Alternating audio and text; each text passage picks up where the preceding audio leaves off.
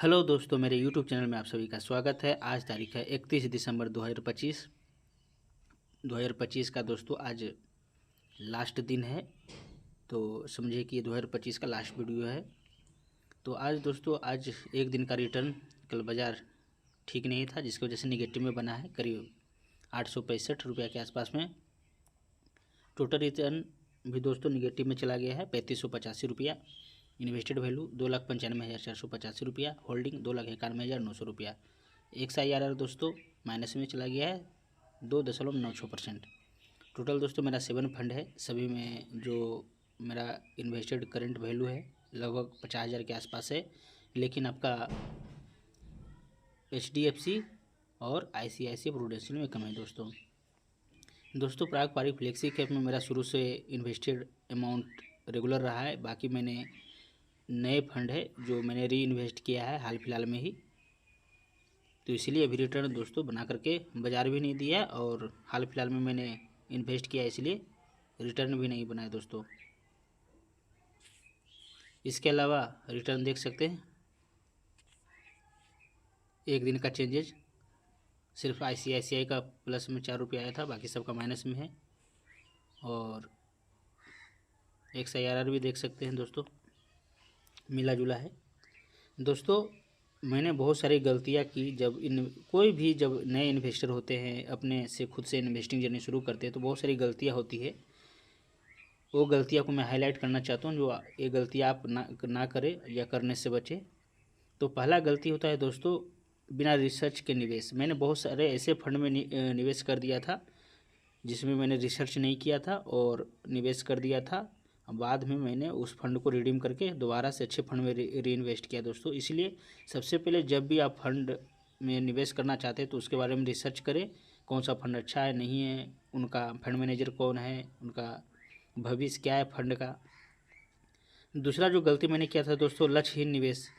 मतलब सबसे पहले आपको लक्ष्य पता होना चाहिए कि किस फंड में जो आप इन्वेस्टिंग कर रहे हैं तो उसका लक्ष्य क्या होगा। उस हिसाब से आप है जो कि फंड में निवेश करना चाहिए, क्योंकि लक्ष्यहीन निवेश से कोई मतलब नहीं बनता है दोस्तों। बहुत सारे लोगों का जैसे लक्ष्य एग्जाम्पल के लिए कोई रिटायरमेंट के लिए अपना इसमें इन्वेस्टिंग कर रहे हैं, कोई दोस्तों अपना बच्चों की शादी या पढ़ाई के लिए निवेश करना चाहते हैं, तो ये सब चीज़ का ध्यान देना है। तो लक्ष्यहीन निवेश दूसरा गलती मैंने किया था। सबसे पहले लक्ष्य आपको पता होना चाहिए। अब मेरा लक्ष्य है दोस्तों कि मेरा जो रिटायरमेंट प्लानिंग है, मतलब बुढ़ापे के लिए मैं पैसे बचा रहा हूँ दोस्तों, जितना बड़ा कॉर्पस हो जाए उतना अच्छा है। इसके अलावा जो तीसरा लक्ष्य है दोस्तों, जो तीसरा मैंने गलती किया था, भावनाओं पर आधारित। मैंने यानी कोई उस फंड में डाल रहा है या हाई रिटर्न है या जो भी है वो देख करके भावना में आकर के अचानक से पैसा डाल दिया और आप अपना म्यूचुअल फंड शुरू कर लिया। लेकिन एक गलती नहीं करना चाहिए, भावनाओं में बह करके नहीं करना है, यूट्यूब पर वीडियो देख करके नहीं करना है। अपने खुद से रिसर्च करके और समय ले करके 1 सप्ताह 5 दिन सोच करके आप उस फंड को चयन करें और आपको लंबे समय तक उसमें बने रहना है दोस्तों। तो पहला गलती क्या था, बिना रिसर्च के निवेश मैंने किया था। दूसरा लक्ष्य निवेश किया था। तीसरा भावनाओं पर आधारित मैंने निवेश किया था। चौथा दोस्तों, मार्केट को टाइम नहीं करना है।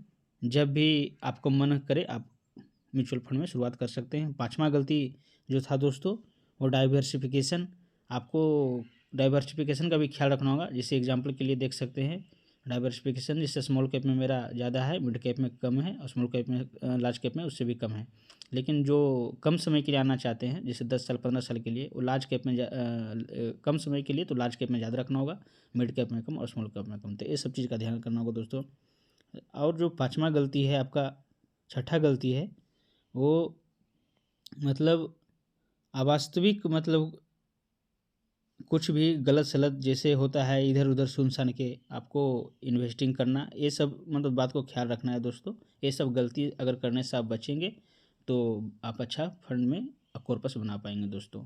चलिए आगे देखते हैं। मेरा जो टोटल 7 फंड है, मैंने ये बात का ख्याल रखा कि किसी भी फंड में 20% से ज़्यादा लोकेशन ना हो, क्योंकि बहुत सारे दोस्त बोलते हैं कि 1 या 2 फंड रखना चाहिए, 3 फंड रखना चाहिए। तो दोस्तों 2 या 3 फंड में क्या होगा, अगर एक फंड है तो 100% लोकेशन हो गया दोस्तों। मान लीजिए 5 लाख रुपये आपने निवेश किया, टोटल एक फंड में निवेश किया, भविष्य में वो फंड चला ही नहीं तो आपका तो सब मतलब बेकार हो जाएगा। इसीलिए अगर 2 फंड भी लेते तो 50-50, 3 फंड लेते तो 33-33% करके होगा। इसीलिए कम से कम 4-5 फंड रख सकते हैं और 20% से ज़्यादा एलोकेशन नहीं लेना। अगर मान लीजिए एक फंड ने खराब परफॉर्मेंस दिया तो बाकी सब फंड तो अच्छा कर सकता है मिला जुला करके, इसलिए आपको डाइवर्स एलोकेशन ध्यान में रखना होगा दोस्तों। एक फंड या 2 फंड से ज़्यादा ही करें। इसके बाद सेक्टर वाइज एलोकेशन भी देख सकते हैं। सबसे ज़्यादा फाइनेंशियल में 24.02%, technology 14.52%, consumer direct 16.11%, industrial 12.73%, health care 9.88%। Company भी बहुत सारा है दोस्तों अगर आपको और कोई जानकारी चाहिए तो मेरे वीडियो में कमेंट करके पूछ सकते हैं।